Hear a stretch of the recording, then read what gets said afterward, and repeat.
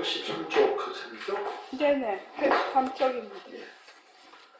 한 달 만에 전번에는 다리를 삐끗했는데 아직도 괜찮아요. 한번 이제 슬슬 고물이 돼가는 것 같아요. 원장이 어르신 고쳐가며 쓰는 수밖에 없다 하는데 참 요즘에 조금 어떻게 하다 보니까 동국대 제가 이제 쭉 강의를 특수대학원 하고 있는데 요즘에 조당집이라는 교재를 조당집을 해요. 조당집이라는 건 뭐냐면 당나라 때 편찬된 선종의 일종의 전등록이에요. 우리가 제일 알고 있는 전등록은 경덕 전등록이라고 하는 것이 보통 부처님부터 쭉 내려온 경덕 전등록을 많이 읽고, 조당집이라는 건 우리나라에 밖에 없는 책이에요. 특이하게. 이게 중국에서도 그 조당집 인용도 없고 책이 없어졌어요. 그런데 우리나라 팔만대장경에서 발견했어요. 조당집을. 당대에.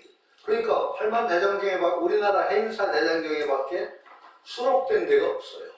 그러니까 왜 그러냐 했더니 그게 경덕 전등록이 나오면서 그 조당집은 거의 잊혀진 것 같아요. 묻혀서 그 다음에 읽히지도 않고, 그게 독특한 우리나라 대장경에만 있는 자료라 그게 발견된 것도 근세예요. 일제시대 지나고 나서. 그래서 연구가 좀 재밌게 되고 있는 걸 한번 읽어보자 읽는데, 읽으면서 상당히 재미있어요. 우리가 생각했던 선종, 여러분도 이제 선 공부를 하는데 이것에 대해서 정말 객관적으로 봐야 되겠다 하는 생각이 들어요. 우리가 선종의 의미를, 우리는 선을 하면서 굉장히 의미를 느끼고 굉장히 이게 좋은 공부죠. 이거 읽고 없으면 길이 없다는 생각도 할 수가 있는데, 그렇다고 해서 이것을 너무 맹신 쪽으로 가서 자꾸 어떤 신비화하면 또 안 된다는 생각이 드는 것이, 예를 들어서 삼처전심이라고 해서 여러분들 석가모니 부처님께서 세 군데서 가섭존자에게 마음을 전했다. 보통 어떻게 하죠?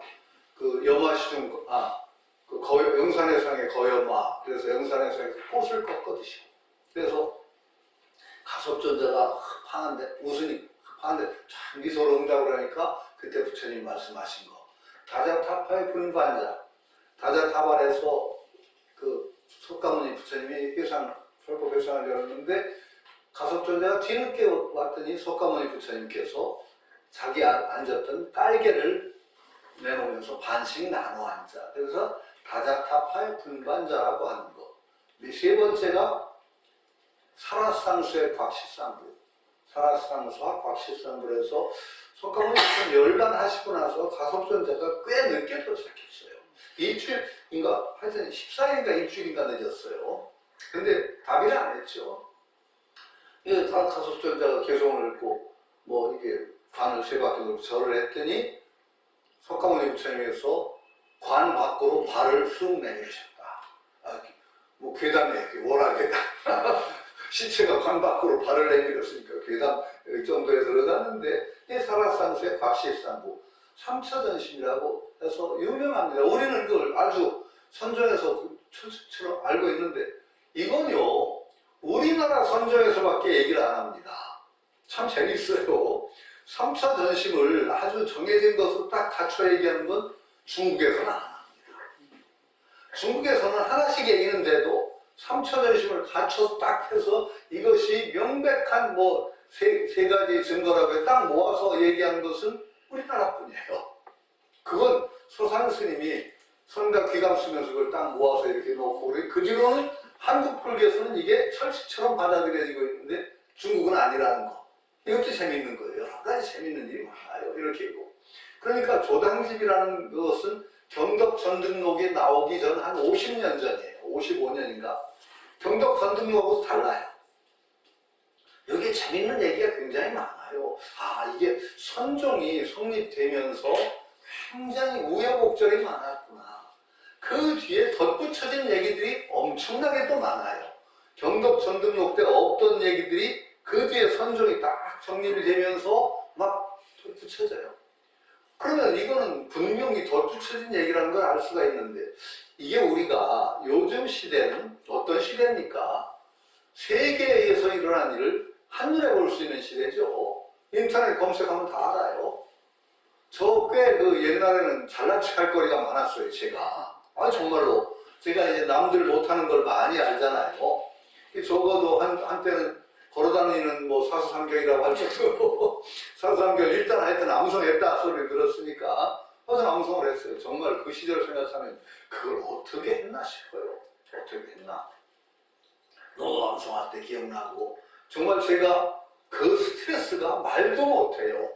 그 책을 말하자면 한 챕터씩 매주 외우고 다음 주 외워바치는 건 쉬워요. 왜? 뭐 얇으니까 한 일주일분을 다음에 외워보시면 얼마 안 되니까 쉬운데 나중에 진짜 괴로운 건 책 한 권을 통째로 외워바칠 때 아주 사람이 죽어요. 아주 그냥 반초죽음이 되는 그런 사태가 일어나죠. 책 한 권을 통째로 노도 통째로 맹자 통째로 시경 서경과 통째로 외운다고 생각해보세요. 시경은 하도 많아서 두꺼우니까 선생님도 무리를 안 하시고 세 개로 나눠서 하셨어요. 시경은 분량 자체거죠.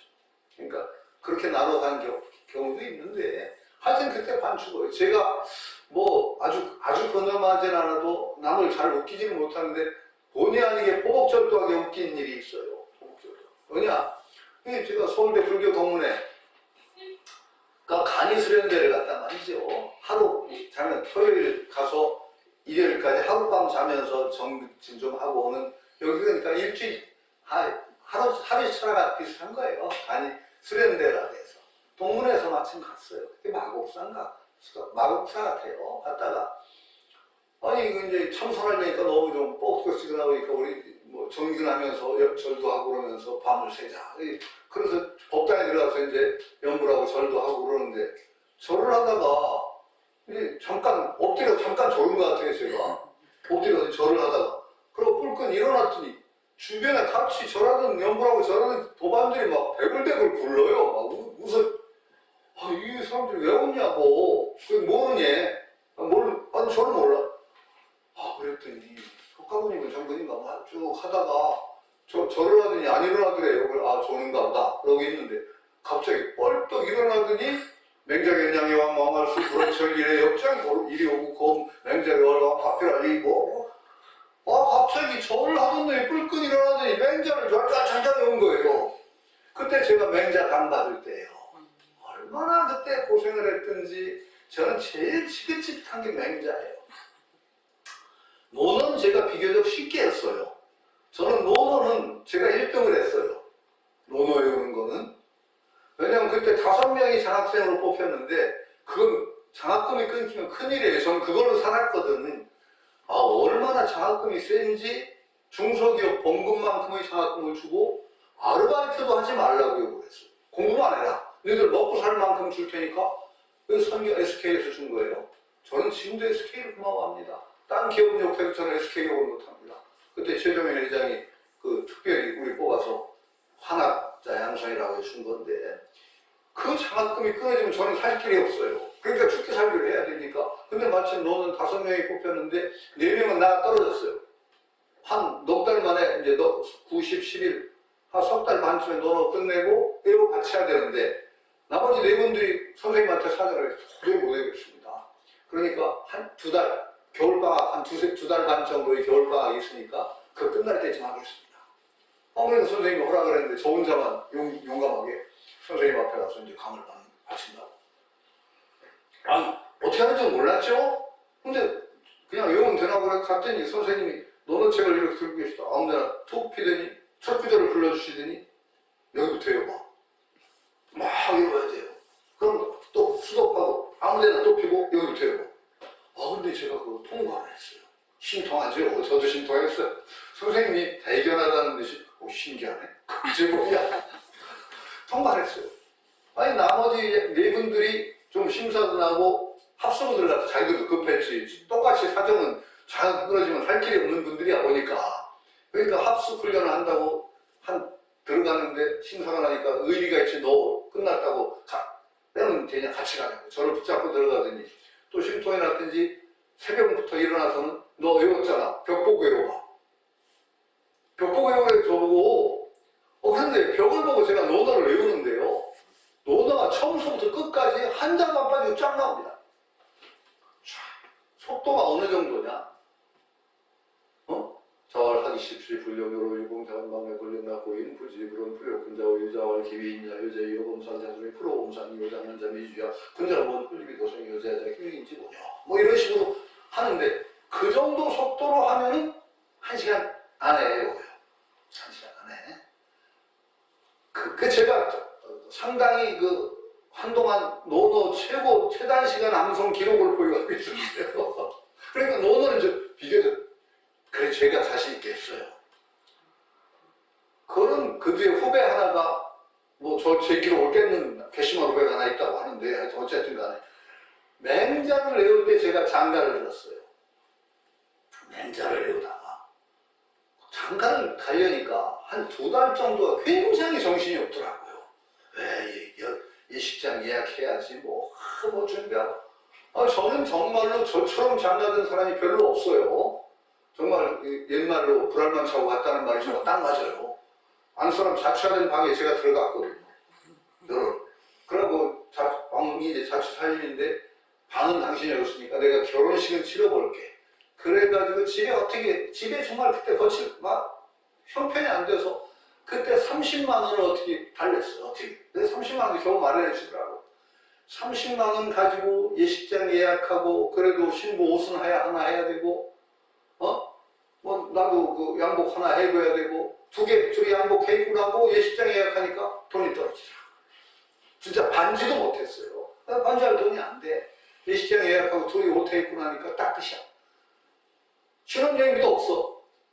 그래가지고 예식 끝나고 나서 부족돈 들어온 거 빼서 내가 동생이 마침 가지고 있길래 그거 달래가지고 저는 부산에 쳐가거든요.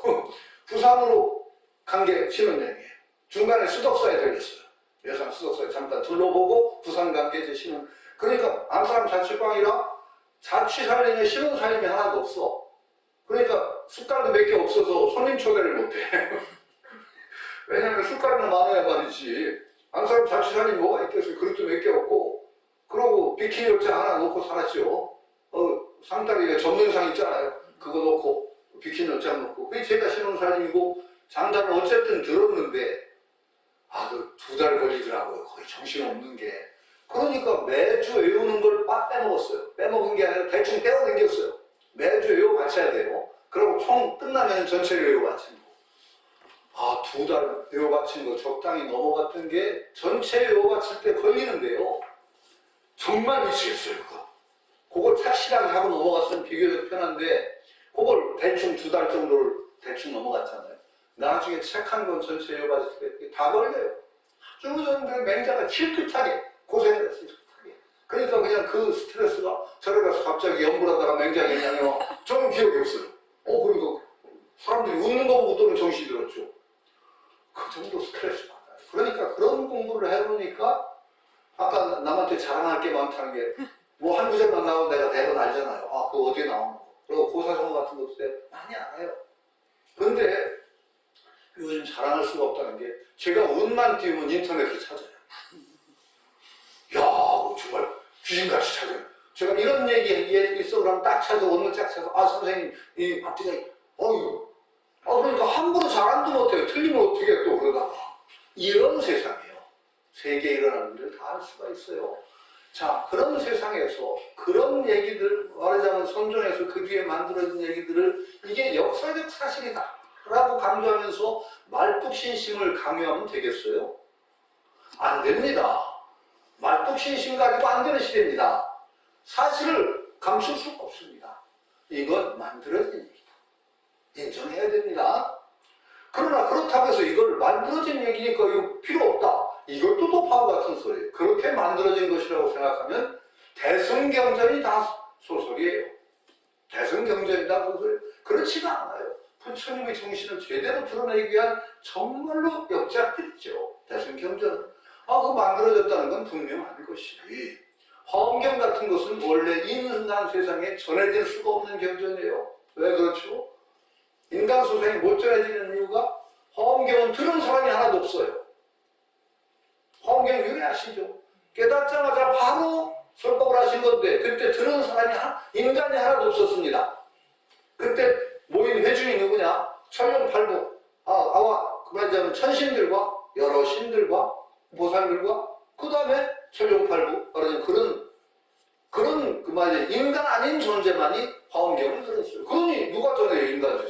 신이 뺏겨서 줬을까요? 아니에요. 결국 인간 세상에 없던 경을 유래가 그래요. 용수보살이 용궁에 가서 꺼내놨다. 화엄경은 유래가 그렇습니다.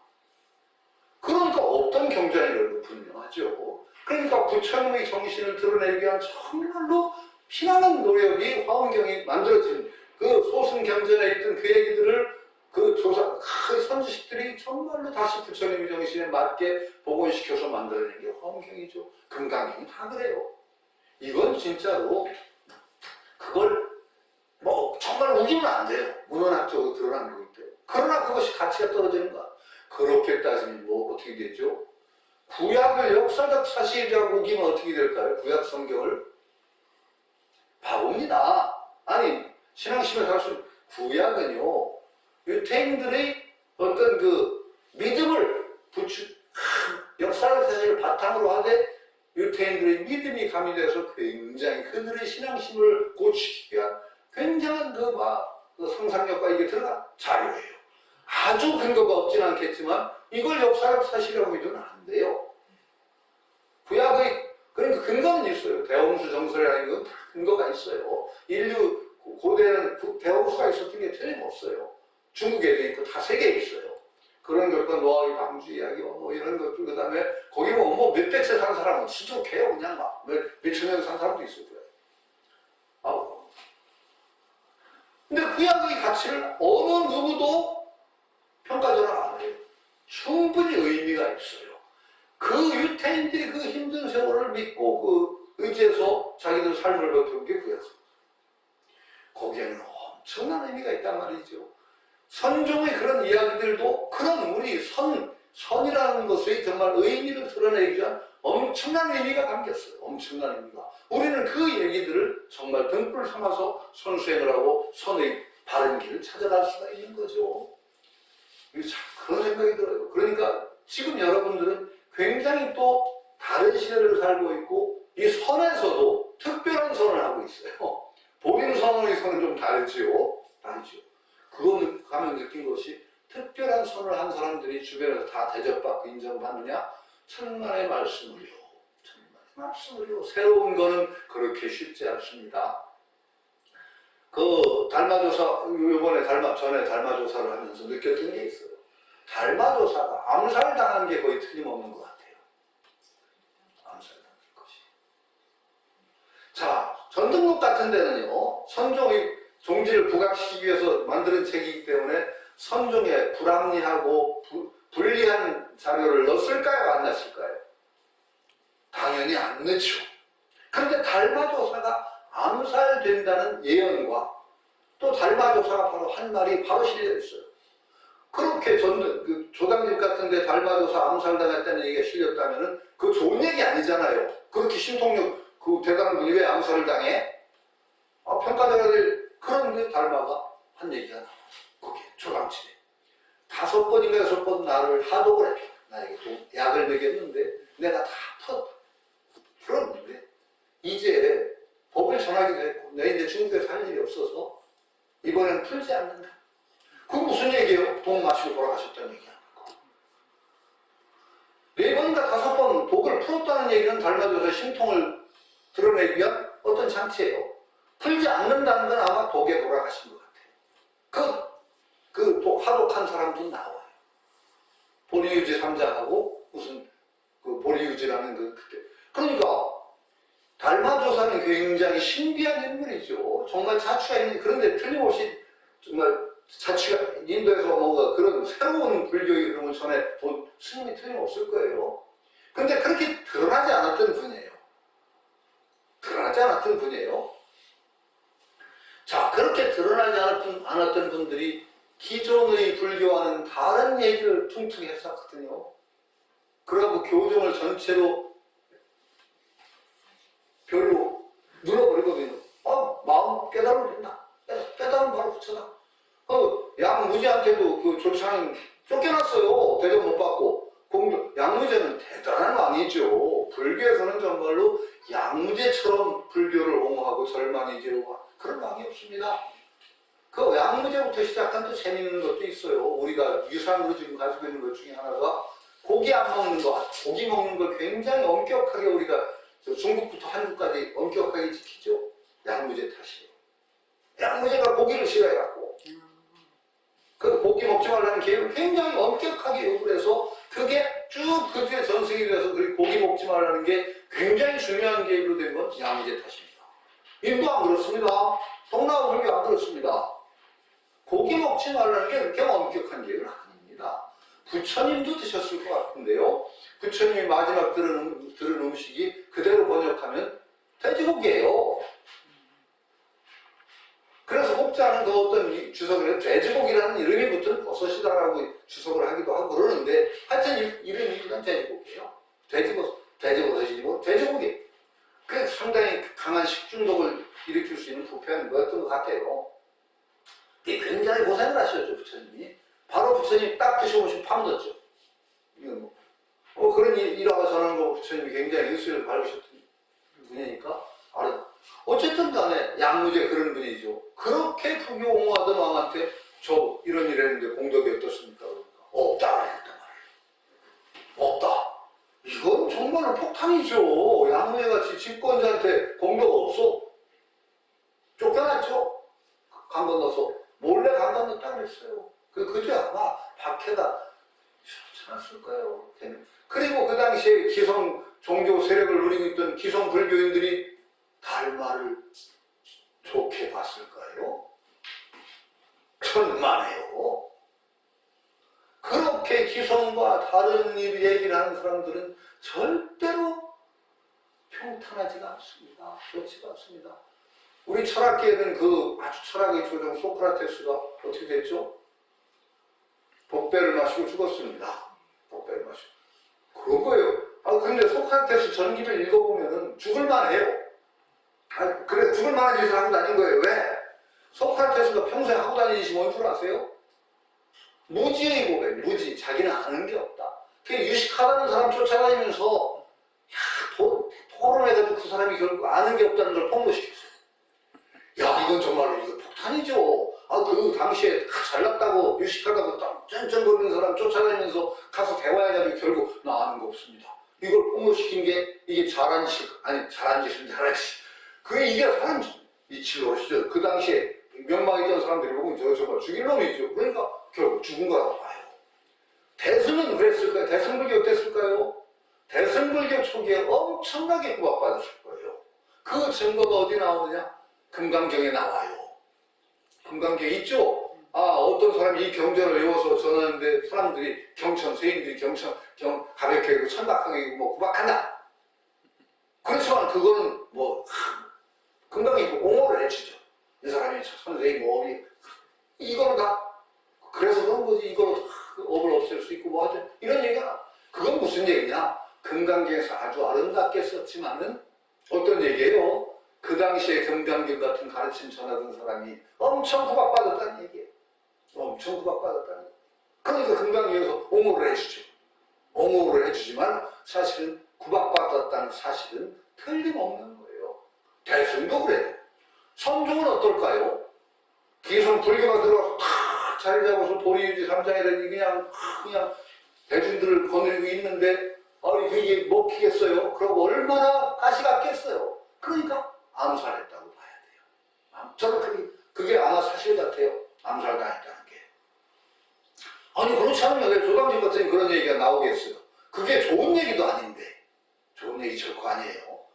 결국은 하독을 받아들였다 이렇게 되는 거거든요. 그래? 무서운 거죠. 그러니까 다 그래서 새로운 흐름을 일으킨다는 것은 그렇게 쉽지 않아요. 용기가 필요해요. 기존의 선에서 보면 새마귀가 무슨 귀신 신호를 하면 정말 그래요. 근데 새마귀 수행을 우리는 해보면은 저는 논리적으로 전번에 불교평론자에서 이건 논리적으로 선생님이 이리 갈 수밖에 없다.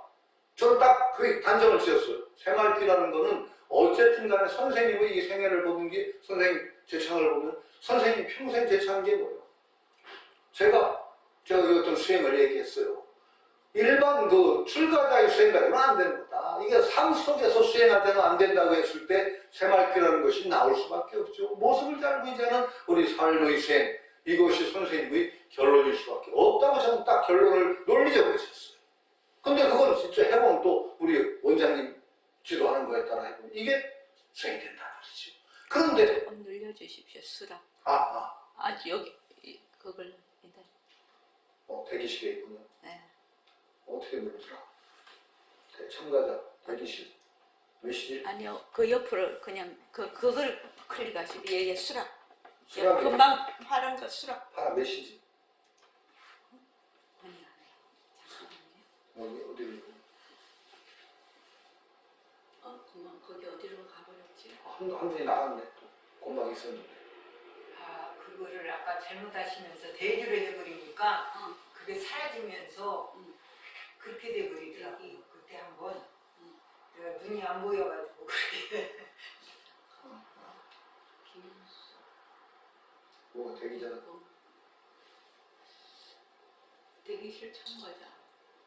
없어요. 조금 위에 있었는데 뭐가 잘못 눌렀나 봐. 예, 우선 예. 그렇게. 죄송합니다. 예, 하십시오. 그러니까 이게 여러분 수행하는 거요. 이거 상당히 새로운 흐름입니다.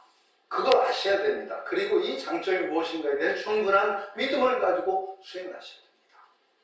그런데 그렇지 않으면 기존의 선정에서는 무슨 얘기가 됩니다. 이게 무슨 사도? 선생님이 살아계실 때도 사도 소리 들었습니다. 근데 우리가 몸에서 느껴봐야 돼요. 수행을 해보고 이것이 저는 논리적으로 우리가 이길 밖에 없다. 그리고 선종의 전수로 보더라도 이것이 분명히 옳다.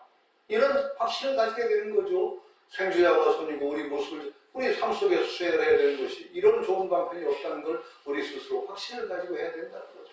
종교처럼 무서운 게 없어요. 종교가 너그럽다고요? 천만의 말씀을요. 종교에서는요, 자기하고 다른 길을 가면 사이비가 제일 무서운 거예요. 용서가 안 돼요. 인류 역사 가운데 가장 많은 사람을 죽인 게 종교예요. 신구교의 갈등, 같은 뿌리를 가진 종교 아니에요? 가톨릭하고 개신교는? 근데 용납 안 됐죠. 얼마나 죽은지 아세요? 한 장미전쟁에 독일 인구의 3분의 1이 죽었다는 얘기가 있어요. 3분의 1이. 무서운 얘기예요. 3분의 1이 죽어요. 종교 싸움으로. 한 구교의 장군이 신교의 마을을 개 한 마리도 안 남겨놓고 싹 불태워 죽입니다. 그리고 참여를 남기고 있어요. 신을 위한다는 명목으로 이런 짓을 해도 됩니다. 그러니까 틀림없는 사실이에요. 그걸 또 저지르는 사람이 참여 얘기를 남겼으니까. 이게 종교예요. 무서운 거예요. 그러니까 아마 선종 달마조사가 나와가지고 선을 대청했을 때 기성의 불교가 얼마나 정말 거부감을 느꼈을 건가? 그래가지고 그것 때문에 못 견뎌서 결국 달마 암살 시도를 여러 번 했고, 그래가지고 아마도 달마대에서는 암살당했을 가능성이 상당히 높습니다. 상당히 높아요.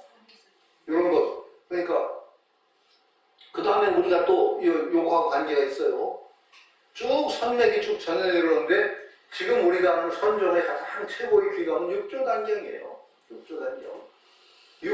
우리는 알기를 달마에서부터 해가, 도신, 승천, 홍인, 5조, 그 다음에 6조로 딱 이어진 것 같아요. 그렇게 단맥이 아니에요. 달마 스님이 어떻게 한 제장을 넣겠어요.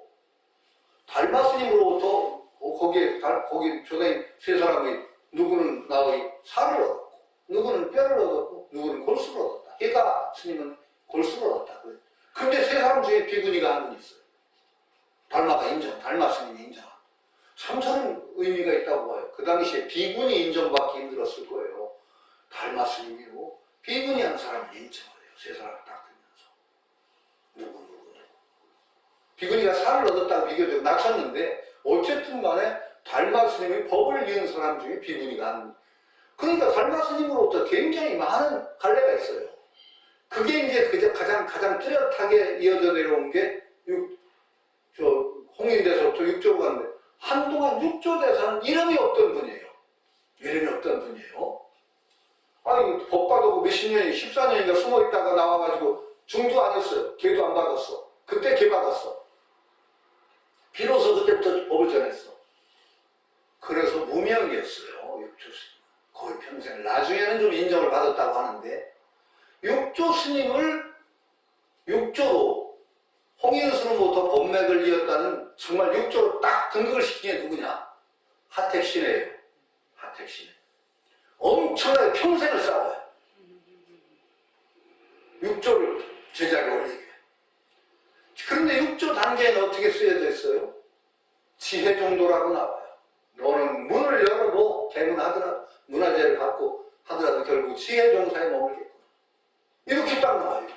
그 하택신에는 선종에서 일종의 지혜 정도, 선에서 꺼리는 이제 말로 따져서 하는 그 지혜 정도에서 한 등급을 딱 낮춰버리네요. 하택신혜를. 나중에 보니까 선종사 읽다 보니까요. 지혜 정도 하택신혜를 황제가 제7조로 인정한 대목이 나와요. 돈한권 그 육조 단계 돈한 석굴에서 발견된 거기에는 또 달라요, 서서히. 동한본 육조 단경은 하택신의 어록하고 거의 유사해서 육조 단경의 최초본이 하택신해에서 만들어졌다고 봅니다.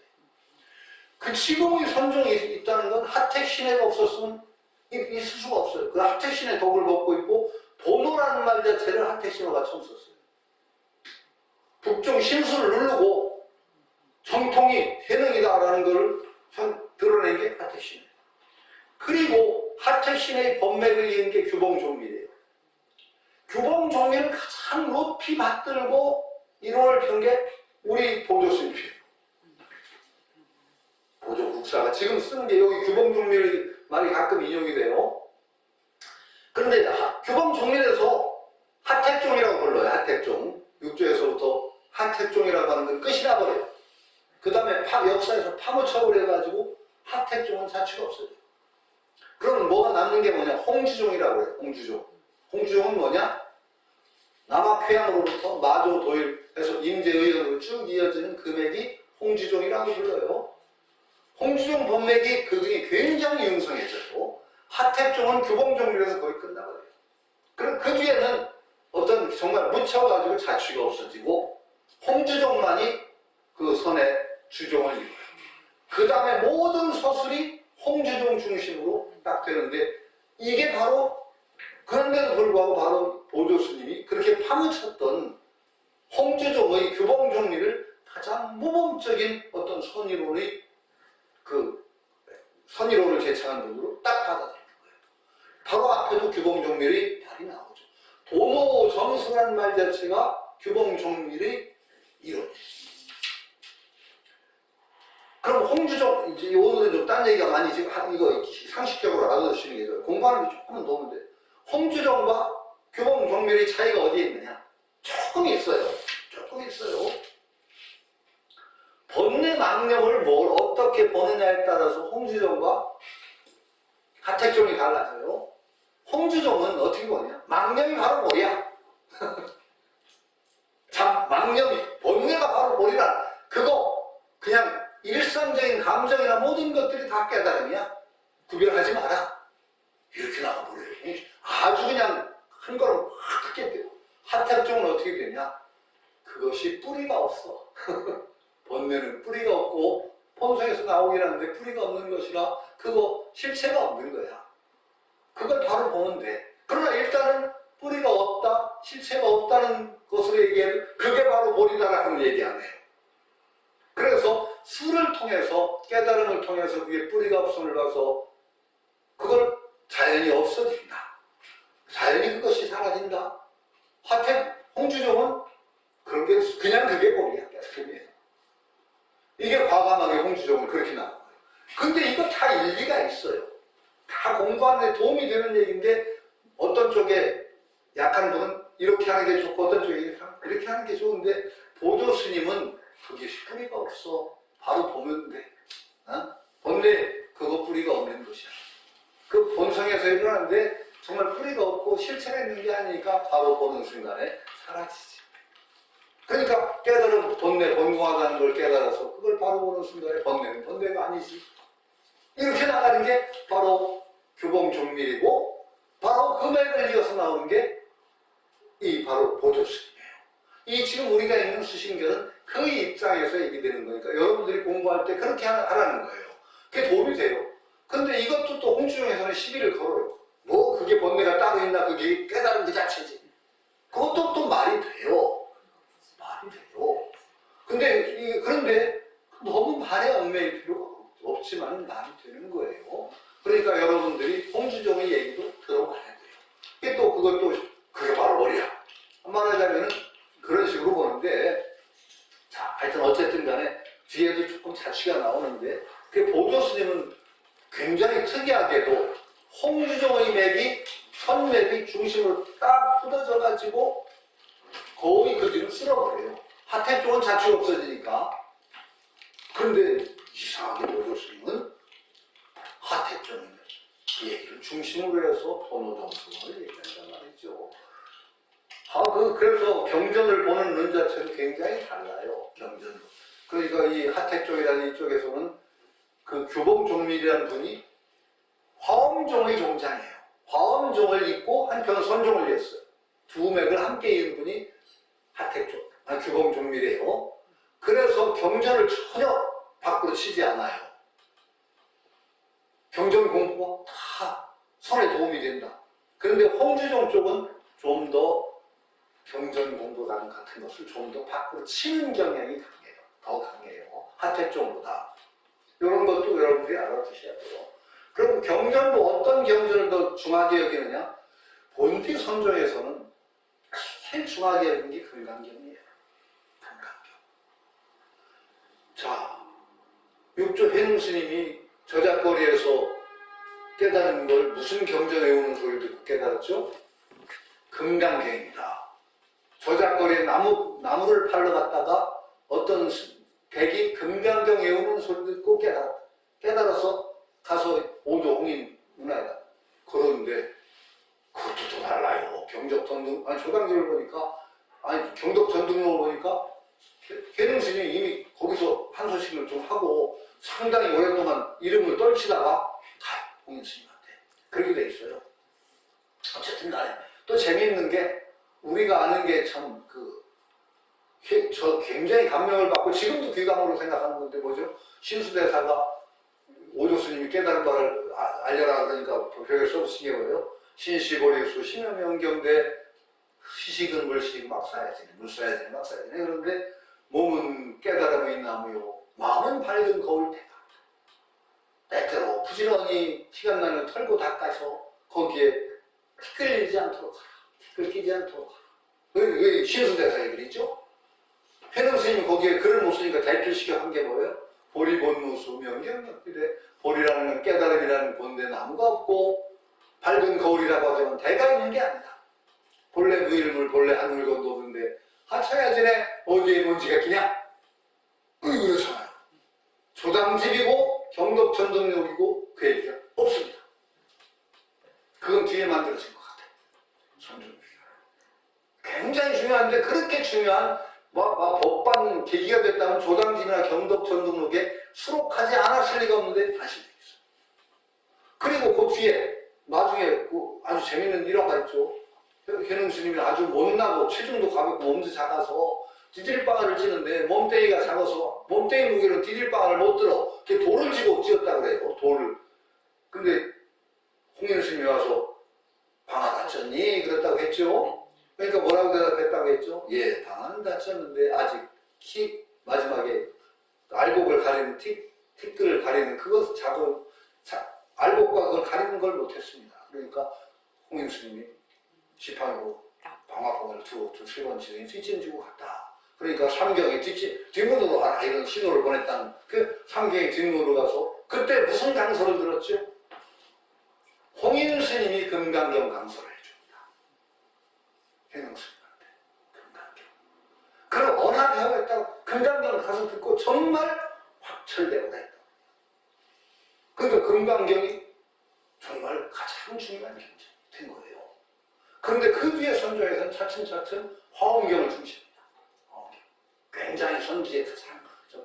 그 이것도 좀 역사적인 변천이 있으니까 여러분도 혹시 화엄경이나 금강경을 소중하게 읽으셔야 될 거다라고 제가 얘기합니다. 아니 왜 이런 전통이 있으니까 이거 무시하면 안 됩니다.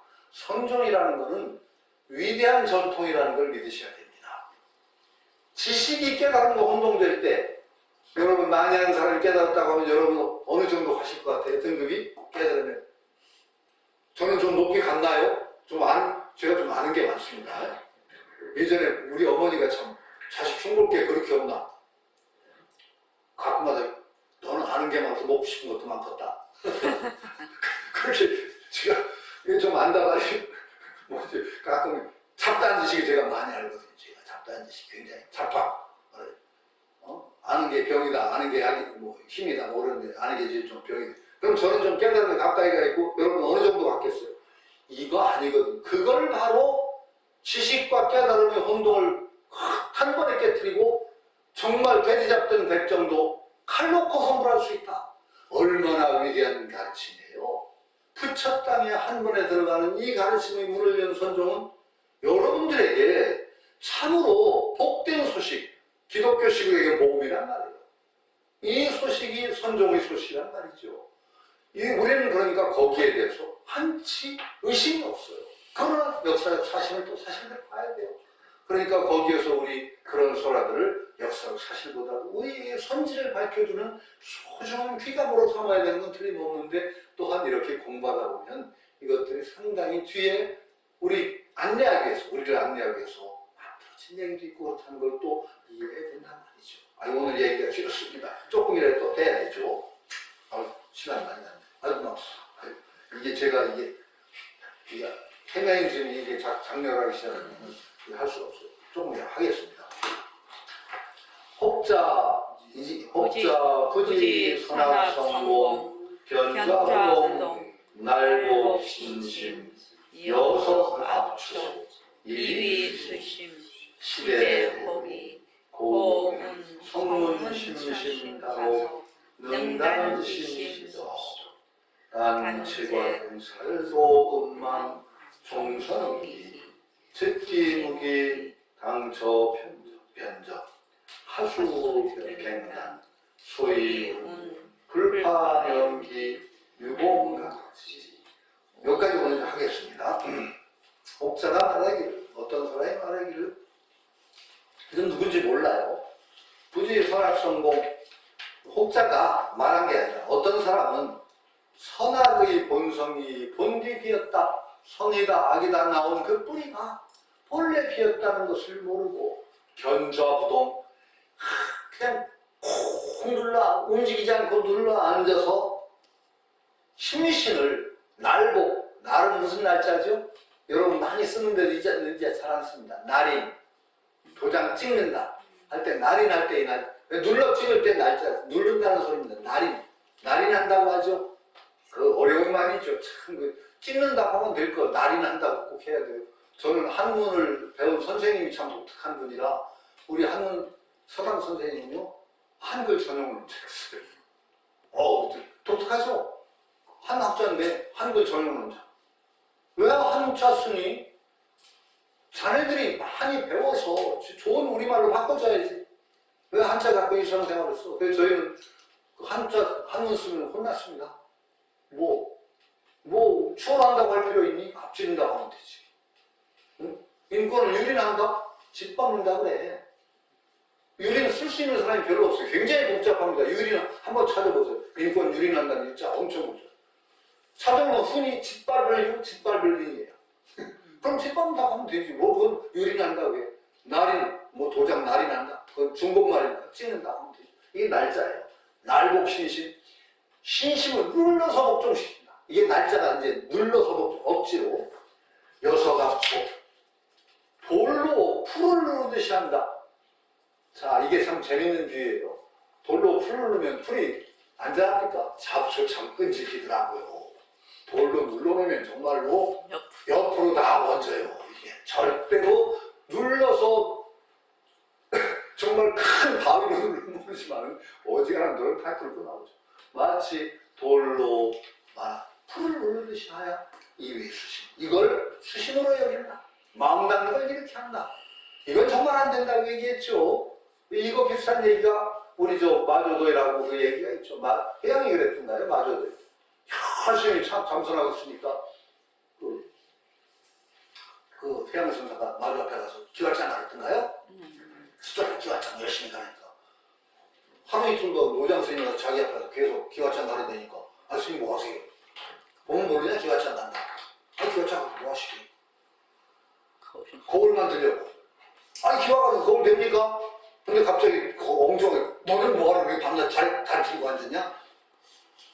붙여대려고. 에마 붙여대는데 다리 들고 앉았다가 붙여대냐? 어? 그러면서 한 말이 뭐죠? 소가 안 가, 수레가 안 가면 소를 때려야 되냐? 수레를 때려야 되냐? 그러니까 그냥 목대기 다리 들고 앉아는 게 공부 아니라는 걸 그렇게 말씀하셨는데 이거하고 다르게 또 여러 가지 비유가 있죠. 그걸로 눌러서 없어지는 것이 아니라 제가 계속 강조했죠. 여기 여러분들에게 제가 강조한 거. 싸우지 마라. 번뇌하고 싸우지 마라. 번뇌하고 싸우는 순간에 그게 번뇌. 정말 번뇌하고 싸우려고 하는 순간에 번뇌가 더 들끓습니다. 아니 그놈을 상대해서 인정하는 순간에 그게 번뇌가 굉장히 커요. 정말 큰 번뇌가 일어나는 거예요. 여서갑초하야 이걸 수심이라고 여기는데 이것은 큰 미혹이다. 정말로 큰 미혹이다. 아 이건 뭐 여러분 공부하실 때 이건 조그만 일인데도 여기 이제 그건 정말 명심을 하셔야 돼요. 절대 상대에서 싸우면 안 된다. 번뇌는 내 상대가 아닙니다. 내가 올바른 길을 갈 뿐이지 번뇌가 내 대적자가 아니에요. 절대 그놈하고 싸우려고 하는 마음 먹으면 그게 큰 번뇌입니다. 고운. 그래서 말하기를 성문은 심심다로 성문은 말하자면 성문은 이게 무슨 성문연각보살이라고 성문은 뭐죠?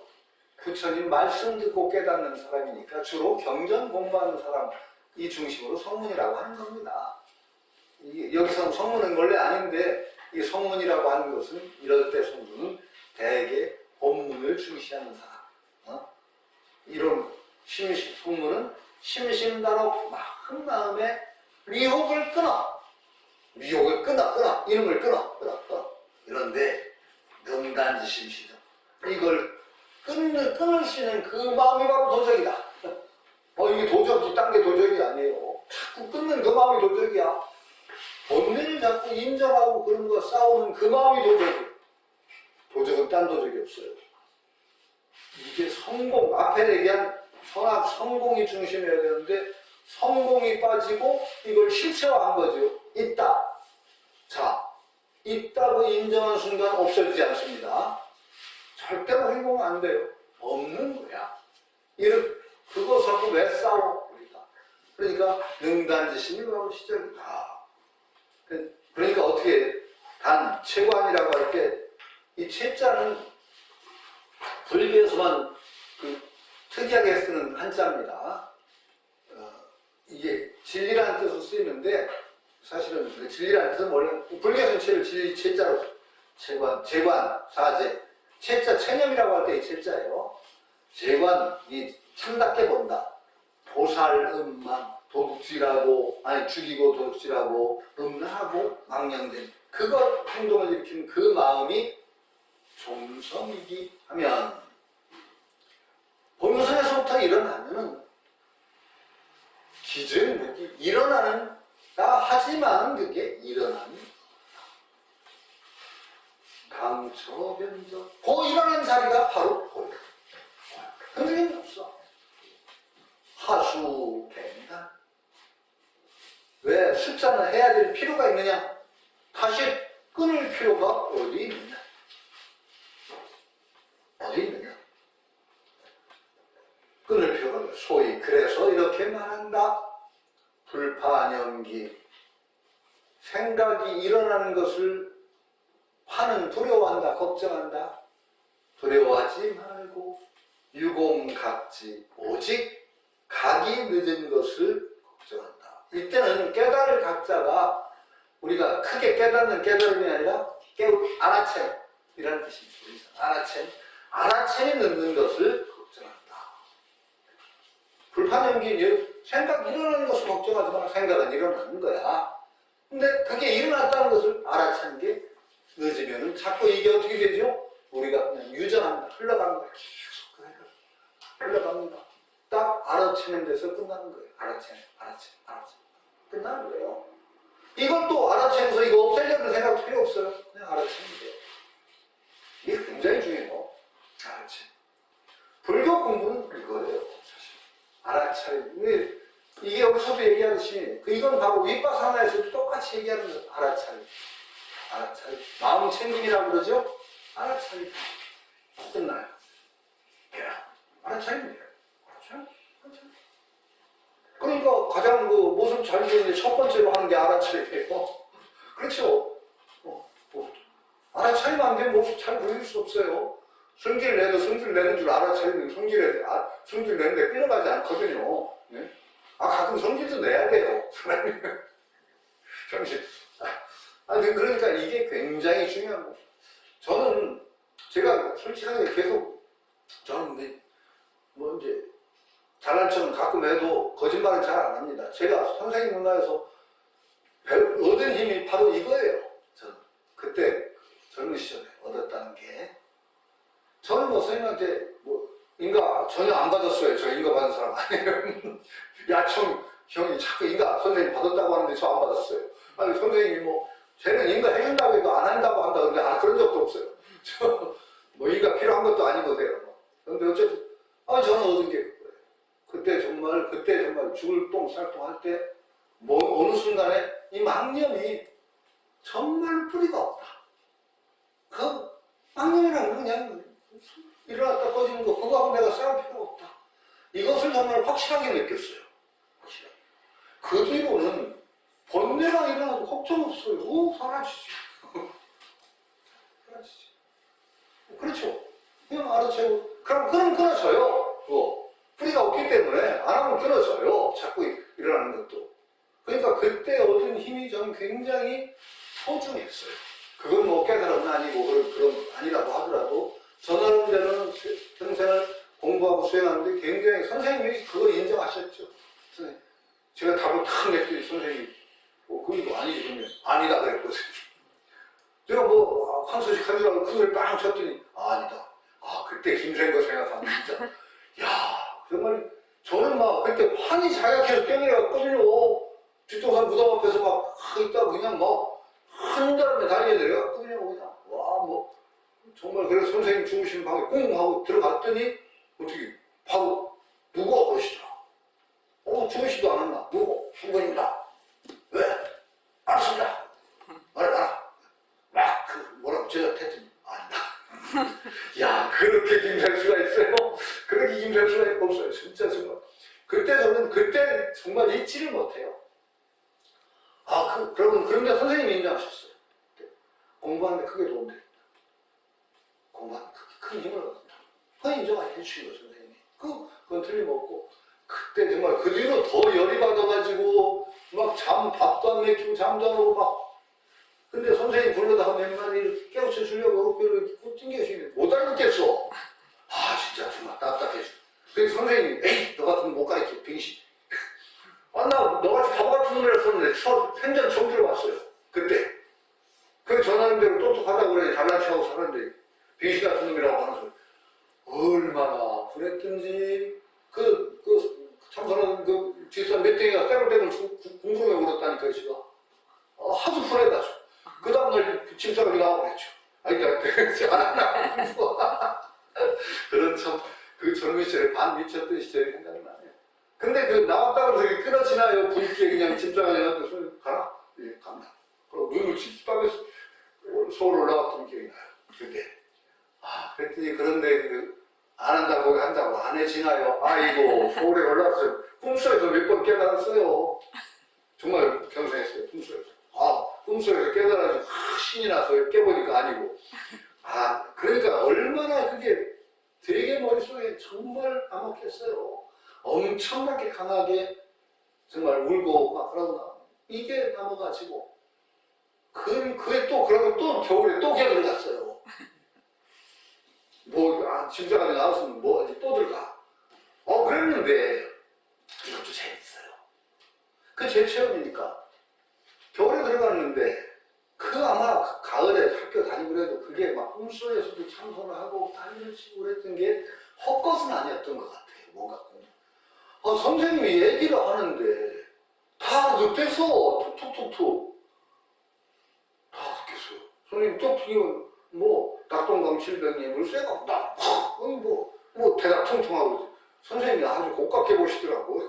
이게 뭐가 지견을 튀었는데 이게 가짜거든. 그러니까 선생님한테 혼나고 꽤 혼났어요. 아니 이게 뭐가 툭툭툭 이게 선지가 열린 거야 조금. 이게 하도 고생을 했더니 뭐 툭툭 알아듣겠어. 그래서 달란치라고 선생님한테 이게 혼났지. 그런 하여튼 그런 참 그 시절이 있네요. 그러니까 그게 그 공부했던 힘 같은 게 저는 평생을 좀 지배를 해요. 저도 쭉 이어져가면서 불교를 보는 눈이 되는 거죠. 번뇌를 보는 눈, 공부하는 방법 이것이 정말 저는 소중해요. 그게 그랬기 때문에 또 한편으로는 경계가 있어요. 이 길 잘못 들어가면 도깨비 된다. 인상은 선정 도깨비 나오면 말 못 말려요. 그거 제가 도깨비 노릇을 한참 했다니까요. 엄청난 도깨비 노릇을 했어요. 대학 시절에 제 모습을 본 사람은요 참 미웠대요. 얼마나 목에 힘주고 잘난 척을 하는지 뭐 불교 진리를 지가 혼자 나가는 것처럼 떠들어대는데 좀 미웠다네요. 하여튼 그런 시절이 있었죠. 그러니까 정말 자신감이 팍 붙었죠. 선생님 얘기는 다 알아듣기니까. 그 짓을 도깨비 노릇을 몇 년을 했나요? 어느 날 선생님 돌아가시고 나서 공부는 제대로 안 된 것 같아요. 틀림없어 내가 보니까. 틀림없어요. 이게 그러니까 완전히 이상한 낙도깨비가 하나 생긴 거야. 이 반성이 된 게 참 다행이죠. 그래서 절에 가서 저라고 부처님한테 반납했어요. 저 이제 불교 모르는 놈을 살겠다. 이렇게 사는 건 부처님한테 죄짓는 것 같다. 아는 것도 아닌 게 괜히 잘난 척하고 실천도 안 되는 게 꼽적거리는 게 이게 참 부끄럽습니다. 저 불교 모르는 사람을 살겠습니다. 20년 이상 제가 절에 나갔습니다. 부끄럽죠. 이거 부끄러운 거예요. 이렇게 되시면 안 된다는 거예요. 그러니까 모습을 잘 들이자. 열심히 일상에서 수행하고 이렇게 나처럼 뭔가 겉으로 못 깨달은 것처럼 이게 아닌 거 이렇게 되는 골치가 아파져요. 이게 말하는 제가 그래서 저는 절에 오래 다니며 참선했다는 사람은 제일 무서워요. 제일 무서워요. 이 사람들이 아는 건 또 얼마나 많은지 반도사가 돼가지고 제대로 수행을 안 되는데 수행병에 다 안단이 걸려가지고 그런 사람들은 약이 없어요. 제가 겪어봐서 알잖아요. 약이 없어요. 절대 밀리면 안 됩니다. 그러니까 이걸 벗어나는 길이 정말 일상 속에서 이 수행이 꾸준히 되나가고 정말 알아차리고 이 공부하고 정말 모습 잘 보이는 공부를 통해서 평상시에 꾸준히 이게 공부가 이어져 나가야 되는 겁니다. 이어져 나가면 바로 그게 부처님 자리라고 저는 생각하고 있죠. 자, 시간 꽤나 좀 더 하죠. 우운 다시 했죠. 우운 염기즉각 각지 증무 고 오인분산 수유 백진 번뇌 구성제호 단조 홍모본 공화삼계 이여풍문천 환화육진 여탕소비 양릉여시 염령수습 불망보조 청해등지 즉애오 자연방가 비지 자연진명 죄오 자연단제 공행자연증진 번뇌진시 생사즉절 양기세유주 영단 원각대지 낭연독소존 주편천재 억화신 어시방국중 부광의기 사월현후소 영문화수 응용무궁 도유연중생 쾌락유 명지해라세소.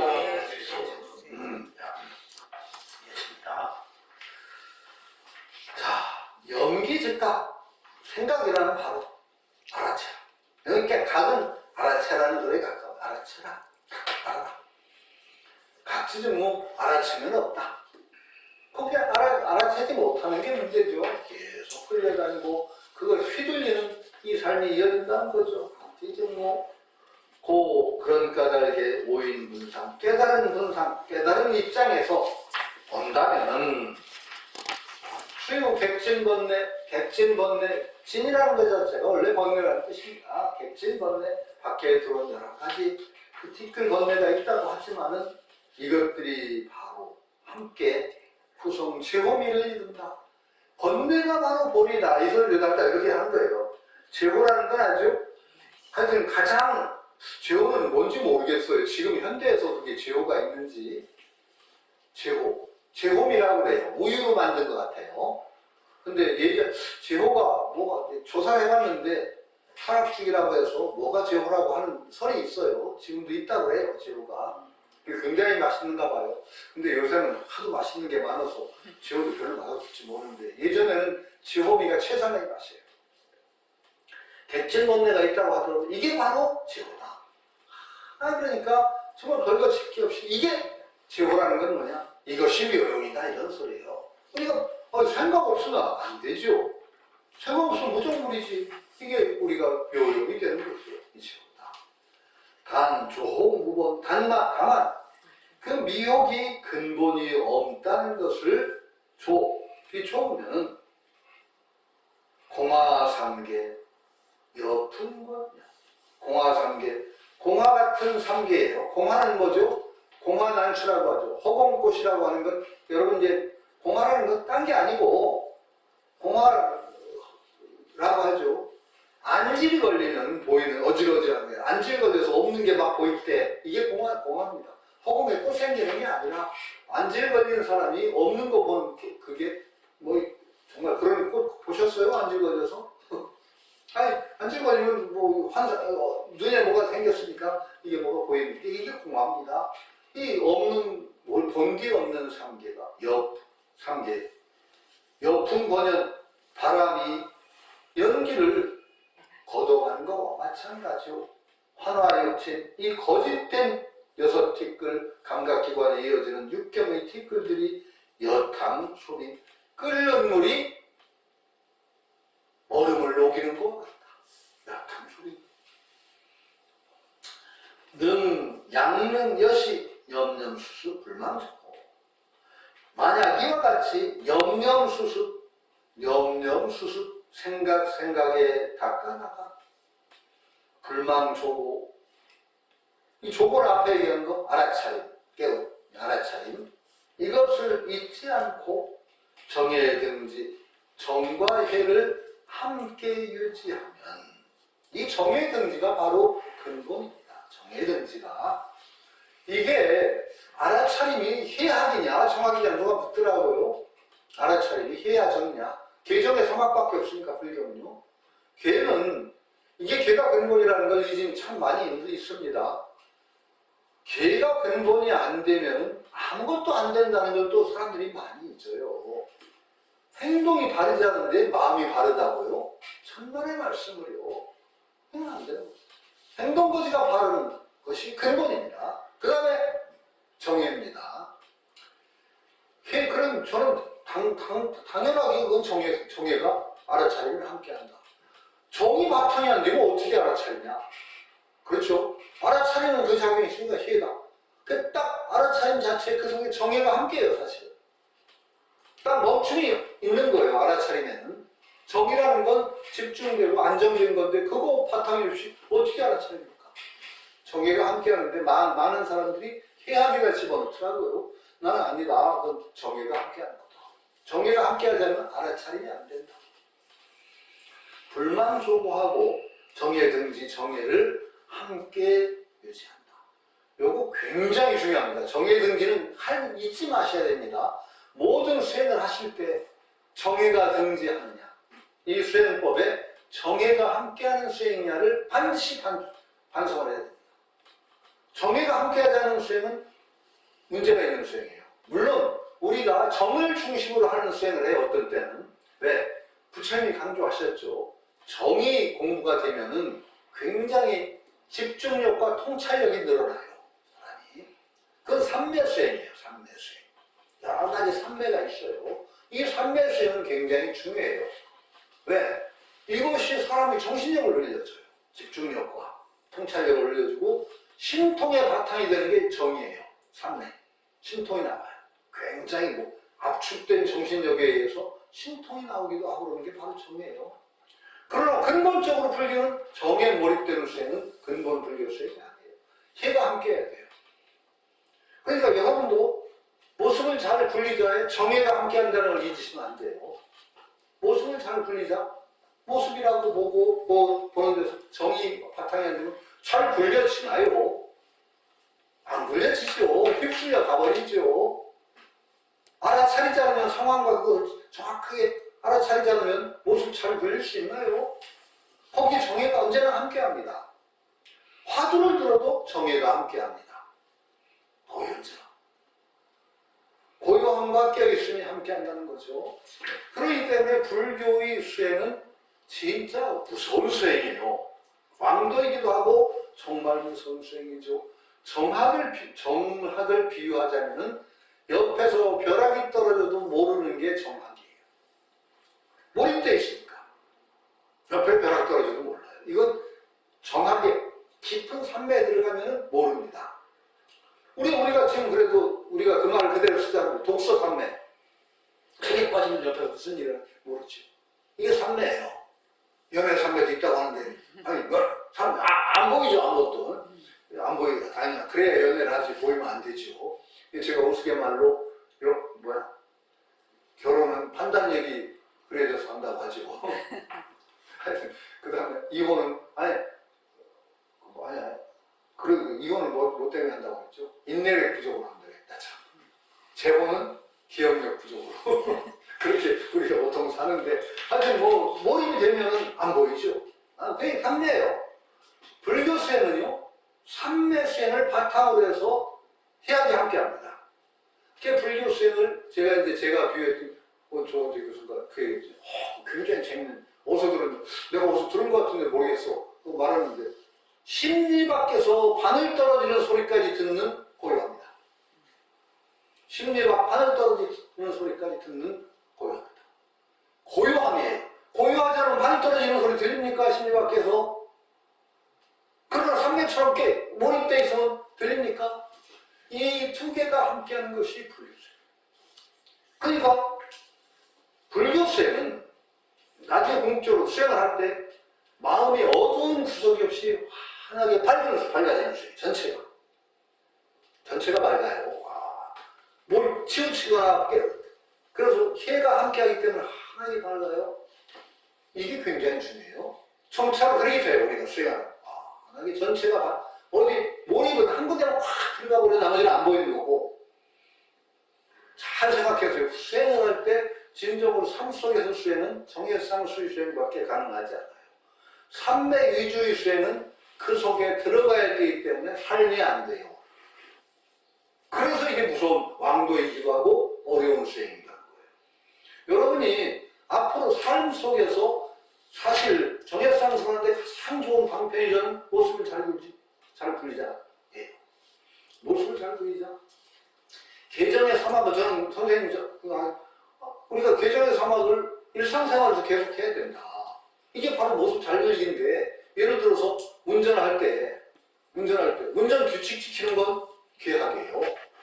운전 법규 어겨가면서 운전 잘한다고 뽐내도 나중에 큰 사고 나요. 절대 운전 법규는 딱 지켜주는 게 계약이죠. 계약이에요. 정확은 차분한 마음으로 운전해야 돼요. 들뜬 마음으로 하면 어디 가서 막아요. 그 다음에 주변 상황 열심히 잘 살펴야죠. 이게 계약이에요. 자, 여러분 개정회가 삶 속에서 되는 겁니다. 불교 수행이 이래서 왕도입니다. 부처님이 열어놓으신 물꼬가 그 왕도예요. 그 이전까지 인도 수행에서는 거의 정학 중심의 수행이 대부분이었어요. 왜? 인도 요가가 원래 그래요. 요가 수행이라는 것이 차단이 근본이에요. 인도 요가라는 건 차단하는 것이 근본이에요. 왜? 모든 것을 차단하고 세계의 근원인 브라만과 내가 하나임을 내 속에서 증명해야 되니까. 여러 잡다한 세계는 다 거짓이라는 걸 확실하게 차단해버려요. 그리고 내 의식만이 오롯이 남아서 그때 내 존재가 바로 브라만이구나. 그게 버마일이에요. 버마일이요. 브라만과 아트만이 하나다. 그러니까 삼매가 중심이에요. 차단하는 삼매. 불교는 그런 거 없어요. 범천 인정해요? 브라만 인정해요? 아트만 인정해요? 불교의 근본이 무한대. 그런 거 인정 안 돼요. 그러니까 불교는 그런 삼매를 통해서 궁극에 갈 수가 없어요. 그러니까 정해상수예요. 그리고 정해상수야말로 부처님이 열으신 굉장히 위대한 물고예요. 삶 속에서 가능한 물고예요. 그러니까 이건 또 다른 식으로 얘기하면 이게 우리에게 복음이라는 말이에요. 복된 소식이죠. 우리가 살아가면서 할 수 있는 수 부처님이 열어주신 거예요. 이걸 키워나가야 되죠. 그리고 저는 그 귀결을 쭉 오다 와서 백봉스님이 얘기하신 모습을 잘 불자가 한마디로 그런 어떤 그 삶 속에 사는 우리 수행의 길을 여러분 소중한 방편이라고 저는 생각해요. 저는 뭐 수행력은 부족할지 몰라도 논리를 딱 보니까 맞아. 이렇게 갈 수밖에 없어. 그렇죠. 불만 조보하여 정에 등지하면 즉 어떻게 되느냐. 애오가 자연 단박, 애와 오에 그냥 막 쏠리던 그것이 자연이 단박해지고 그 속에 끌려다니는 것이 적단 말이에요. 비지가 자연 증명. 비지라는 것은 자비와 지혜를 줄임말입니다. 비지, 자비와 지혜가 자연이 늘어난다. 요거 중요해요. 애오가 자연 단박하고 비지가 자연 증명. 뒤에 비지가 자비와 지혜가 함께 늘어나는 겁니다. 근데 그 인정머리 없는 사람 깨달은 사람 아니에요. 그러니까 깨달은 분, 그런 분은요 정이 많아요. 주는 게 아니에요. 애호가 단박해지는데 굉장히 자비심이 넘치게 돼요. 이 자비하고 애하고 달라요. 애는 애착이라고 하는 거예요. 비자비라고 하는 것은 남에 대한 사랑이에요. 조건 없이 가는 사랑. 이것이 늘어나야 돼, 자비가. 근데 깨달은 사람들이 그냥 생뚱맞고 뭐 매몰차고 아주 그냥 그러면 저는 저거 발전이 나는 왜? 자비가 안 늘어나는 깨달음이 있단 말이냐. 여기 분명히 비지라고 해서 자비와 지혜가 자연이 증명이다 했어요. 이건 죄업인데 이건 제자가 이자입니다. 죄악이라고 할 때 제자를 이렇게 뒀습니다. 죄업이 자연이 단지 끊어진다. 그리고 공행이 자연 증진, 공행이라는 건 어떤 그 실천력입니다. 실천력이 자연이 늘어나게 되고, 번뇌가 끊어지는 때, 생사지적 번뇌가 끊어지는 때, 생사도 곧 끊어진다. 이게 이제 그 약간의 뭐 보조스님 규범중립이 냄새나 이런 게 있는 게 뭐냐. 번뇌가 지시고, 아니, 근데 홍주종 같은 데는 어디까지 가버리냐. 번뇌가 어디 있어. 끊을 번뇌가 어디 있어. 그렇게까지 나가는데 누구는 그게 좋기도 하고 너무 심해서 따라가기 힘든 사람도 있어서 장단점이 있으니까 참조하세요. 생사가 끊어진다. 양 미세유주 영단하고 원각되지 망연독존. 미세유주라고 하는 건 미세한 어떤 번뇌의 흐름을 미세유주라고 하는데 있는 듯 하다가 또 없는 듯 하다가 또 일어나고 없는 듯 하다가 또 일어나고 하는 여러분들이 아주 그걸 끊기 힘들어요. 우리가 확연하게 드러나는 번뇌라고 할 수가 있는데 이런 미세유주는 없는 듯 있는 듯 살아갔다 하면 또 나고 이게 그래서 근본무명과 연결된다고 하는 얘기도 있어요. 여기 주에는 근본무명이라고 하는데 꼭 미세유주가 근본무명은 아니고 우리 마음속에 참 끊기 힘든 있는 듯 없는 듯한 그런 어떤 망념을 미세유주라고 합니다. 미세유주가 그것까지 끊어져야 돼. 대충 큰 번뇌 끊어서는 안 되고 미세유주까지 영원히 끊고 원각의 대지가 환하게 밝아서 홀로 있게 되면 천배도 화신을 드러내서 시방 중에 시방세계의 나라에 천배도 화신을 드러내서 부감응기 부르는 중생의 요구에 따라서 그 다음에 근기에 따라서 기라는 건 뭐냐? 크게 이제 근기라고 하다는 이제 기자를 쓰는데 잘 이제 기를 전체적으로 가장 좋은 번역어는 저는 조건이라고 봐요. 상황과 조건. 조건인데 기라고 쓰면 두 개가 있어요. 근기, 중생의 근기는 뭐예요? 타고난 어떤 사람의 그릇을 근기라고 해요. 그 다음에 그 사람이 있는 조건도 기예요.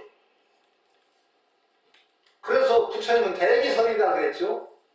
부처님은 대기설이라고 때 이 기를 씁니다. 대기설. 그럼 어떻게 부처님 설법하시라는 거죠? 그 사람의 자질과 역량과 족보다. 그 다음에 그 사람이 처해 있는 조건. 이것까지를 다 얘기한 거예요. 그러니까 사람들은 자꾸 근기라고 하면은 그 사람의 역량만을 얘기해. 아니에요. 전체적인 상황 조건까지 기에 들어갑니다. 예? 부가응기라고 하는 건 바로 그런 얘기예요. 요청과 그 다음에 그 조건에 응해서 어떻게 하느냐. 이거 그 다음부터는 상당히 비주적인 얘기가 중요한 건 아니에요. 사오현 구소, 다리 구소. 구소라는 건 아홉 하늘.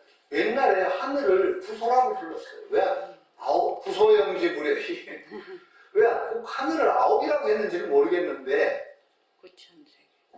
그런데 구천지하고 아홉. 근데 서양에도 그래요. 서양에도 클라우드 나인이에요. 클라우드. 아니 담배 이름이 클라우드 나인이라는 담배 혹시 여기 담배 피시는 분 없었나요? 클라우드 나인이라는 담배가 있었어요. 9겹 구름. 근데 그게 무슨 뜻이냐, 서양어로는 I'm in cloud nine, 그러면 나 뿅 갔다. 완전히 그냥 하늘 속 세상에 논인다는 in cloud nine이야. 클라우드 나인. 난 저는 몰랐어. 그게 클라우드 나인이라고 해. 담배가 왜 클라우드 나인이냐, 구름, 아홉 구름이냐. 그랬더니 이게 아주 그냥 하늘색이. 그 클라우드 나인. 이 서양에서도 I'm in cloud nine, 그러면 나 뿅 가서 완전히 그냥 몽중에 있다 이런 소리를 그렇게 표현합니다. 이게 구소예요. 그래 아홉 하늘이에요. 구소의 달이 둥실 떠서 연분만수 그 그림자가 온갖 물에 나뉘어 비치는 것과 같다. 이렇게 된다. 네 존재가 그런 존재가 되어간다. 응용무궁하야.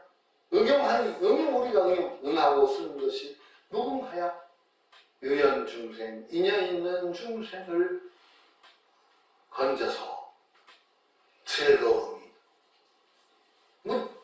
즐겁고 근심이 전혀 없는 그런 삶을 살아야 될 것이니 이런 존재를 대각수령이라고 하는 것이다.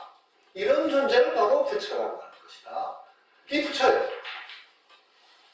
이게 그러니까 우리가 이게 부처라는 건 어떻게 되는 거예요? 차츰차츰 이렇게 우리가 알아차림 그리고 우리가 애가 하는 거 이거 계속 공부해 나가면 자연히 그 끝에 부처다. 이거죠. 이게 이어지는 길이라는 걸 우리가 지금 계속 부처 되는 거예요. 그리고 그 상태에 있으면 바로 사실 부처예요. 부처와 우리를 둘러보는 병이 불교계의 가장 큰 병 중에 하나예요. 제가 전에도 말씀드렸잖아요. 그때는 저 화계사인가 봐요. 우연히 어떻게 화계사 같은 큰 절에서 저를 또 법회를 받아가게 해서 주제넘게 가서 법회를 보다가 대중도 많더라고요.